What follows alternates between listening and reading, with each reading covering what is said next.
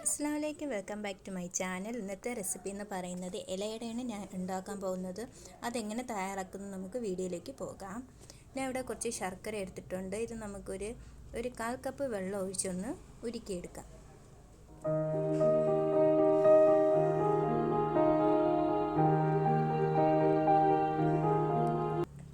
ഇതിനെ അടുപ്പിലേക്ക് വെച്ച് കൊടുത്തിട്ടുണ്ട്. ഫ്ലെയിം ഒന്ന് കുറച്ച് നമുക്ക് നന്നായിട്ടൊന്ന് ഇളക്കി കൊടുക്കാം. അത് കഴിഞ്ഞിട്ട് അതിന് വേണ്ടിയിട്ടുള്ള മാവ് നമുക്ക് എടുക്കാം. ഞാൻ ഇവിടെ ഒരു 1/2 ബൗള് ഗോതമ്പ് പൊടിയാണ് എടുത്തിരിക്കുന്നത്. അതിലേക്ക് ആവശ്യത്തിനുള്ള ഉപ്പും കൂടെ ചേർത്ത് 1 സ്പൂൺ നെയ്യും കൂടെ അതിലോട്ട് ഇട്ട് കൊടുക്കാം. എന്നിട്ട് നന്നായിട്ടൊന്ന് ഇളക്കാം. ആവശ്യത്തിന് വെള്ളവും കൂടെ ഒഴിച്ചിട്ടൊന്ന് മിക്സ് ചെയ്ത് കൊടുക്കാം. കുറേശ്ശായിട്ട് വെള്ളം ഒഴിച്ച് അതിനെ ഒന്ന് മിക്സ് ചെയ്ത് കൊടുക്കാം.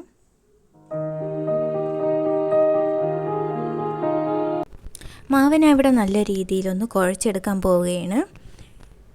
നല്ല രീതിയിൽ കുഴച്ചെടുത്തിട്ടുണ്ട്. ഇത് നമുക്കൊന്ന് അടച്ചു വയ്ക്കാം. അത് കഴിഞ്ഞിട്ട് ശർക്കര ഉരുകിയാൻ നമുക്ക് നോക്കാം.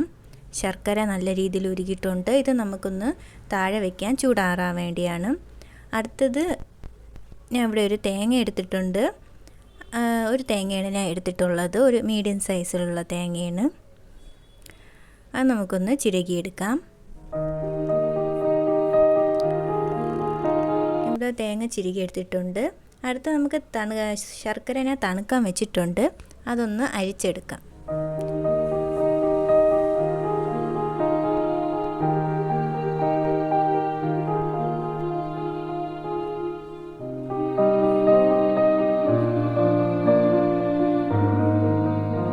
ശർക്കര ഞാൻ ഇവിടെ അരിച്ചെടുത്തിട്ടുണ്ട്. എന്നും നമുക്ക് മാറ്റി വയ്ക്കാം.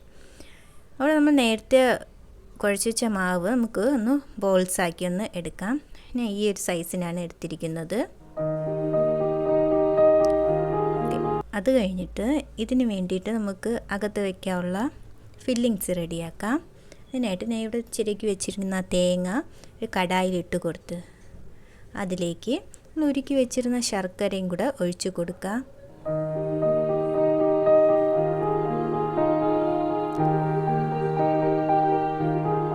ശർക്കര ഒഴിച്ചു കൊടുക്കുന്നുണ്ട്. എന്നിട്ട് നന്നായിട്ടൊന്ന് മിക്സ് ചെയ്യാം.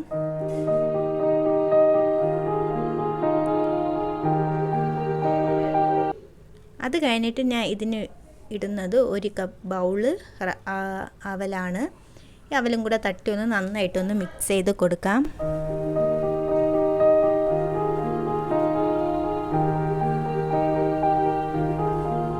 നല്ല രീതിയിൽ മിക്സ് ചെയ്ത് കൊടുത്തിട്ടുണ്ട്. അടുത്തത് ഇതിലേക്ക് ഒരു 1.5 ടീസ്പൂൺ അളവിൽ ഏലക്കപ്പൊടി ഇട്ട് കൊടുത്തിട്ടുണ്ട്. അതും കൂടെ നന്നായിട്ടൊന്ന് മിക്സ് ചെയ്ത് കൊടുക്കാം. അങ്ങനെ നമ്മുടെ ഇലയടയ്ക്ക് വേണ്ടിയിട്ടുള്ള ഫില്ലിങ്സ് റെഡി ആയിട്ടുണ്ട്. ഇത് നമുക്ക് ഇലയട ഉണ്ടാക്കാനായിട്ട് പോവാം. ഇവിടെ കുറച്ച് വാഴയില എടുത്തിട്ടുണ്ട്. ഈ അളവിനാണ് ഞാൻ ഇത് മുറിച്ച് വെച്ചേക്കുന്നത്. നന്നായിട്ട് കഴുകി തുടച്ച് വയ്ക്കാം. എന്നിട്ട് നമുക്ക് പ്രസ്സിൽ വെച്ചിട്ടൊന്ന് ഉണ്ടാക്കിയെടുക്കാം. ഞാൻ 2 ഇലയിലും ഗീ പുരട്ടിയിട്ടുണ്ട്. അത് ഒട്ടാതിരിക്കാൻ വേണ്ടിയിട്ടാണ്. പിന്നെ ആദ്യത്തെ ബോൾസ് വെച്ചിട്ട് അതൊന്ന് പ്രസ് ചെയ്ത് കൊടുക്കാൻ പോവുകയാണ്.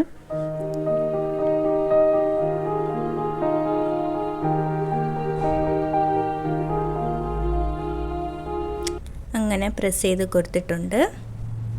ഇതിലേക്ക് നമുക്ക് വേണമെങ്കിൽ നമുക്ക് കൈവച്ചും കൂടി ഇച്ചിരി പരത്തി കൊടുക്കാം. അത് കഴിഞ്ഞിട്ട് ഇതിലേക്ക് നമ്മൾ നേരത്തെ ഉണ്ടാക്കി വെച്ച ഫില്ലിങ്സും കൂടിയിട്ടൊന്ന് അതിലോട്ടൊന്ന് വെച്ച് കൊടുക്കാം.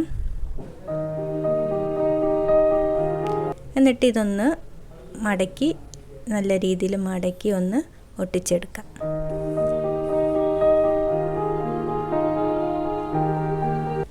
ഇവിടെ ഒരു ഇഡ്ഡലി പാത്രമാണ് വെച്ച് വയ്ക്കുന്നത്.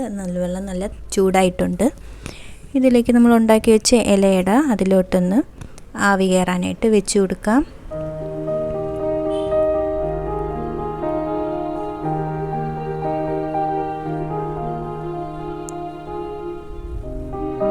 അങ്ങനെ നമ്മുടെ ഇലയട റെഡി ആയിട്ടുണ്ട്. നല്ലൊരു മണവും എല്ലാം ഉണ്ട്. ഇനി നമുക്കൊരു പ്ലേറ്റിലോട്ടൊന്ന് മാറ്റി വയ്ക്കാം. തണുത്ത ശേഷം മാത്രമേ ഇത് നമുക്ക് പൊളിക്കാൻ പറ്റത്തുള്ളൂ. അങ്ങനെ നമ്മുടെ ഇലയുടെ റെഡി ആയിട്ടുണ്ട്. ഇലയിൽ നിന്ന് അത് വിട്ട് വന്നിരിക്കുകയാണ്. വളരെ ടേസ്റ്റ് ആയിട്ടുള്ള ഇലയുടെയാണ്.